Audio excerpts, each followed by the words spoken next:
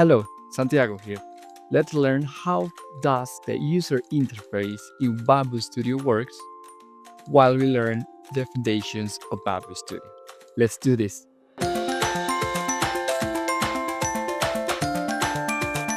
Okay, so we have already opened our software and we have encountered this view.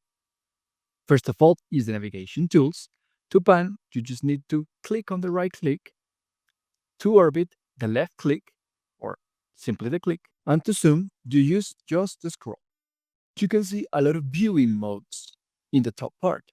We have Prepare, Preview, Device, Project, and Calibration.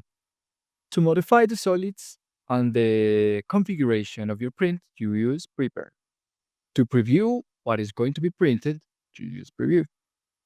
To see and supervise how is our device, our 3D printer, the temperature, PLA that it has, and even the camera, which is a device. Project, we are not using it right now, it's more complex. And the calibration is something that you will require to do when you are starting to use your 3D printer, and also when you are starting to see that there are some failings in your 3D print. So you can make calibrations and things with your 3D print. So we have our object commands. First of all, we have this button to add our model. And in the next one, we can add a plate. We can work with that. We have a model that needs to be put it in 2 or more plates. We can add more plates with it. To auto-orient, the software will help you to orient it the best way it considers it. And with Arrange, you can order a lot of pieces that the software will help you to. After the line, you can see the basic commands of move, rotate, and scale. Then you can use it as a gumball, like Rhino. The other one is lay on face, that you can select the face that you want to be placed over the texture plate, our plate, and cut if you want to cut the piece as 2 pieces or 3 pieces, as you consider better for the 3D print. The other ones are more complex buttons and commands that we will learn later, some of it, and will help you to understand and to achieve a better 3D print. For the print settings, you can go to this prepare part and you will have these 3 lines over here. You will have first the line of the printer, where you can configure the printers that you have. In this case, we just have one.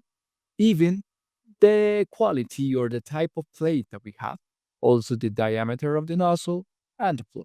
After that, you have the project filaments that you can configure some specific one and the ones that you have from BambuLab.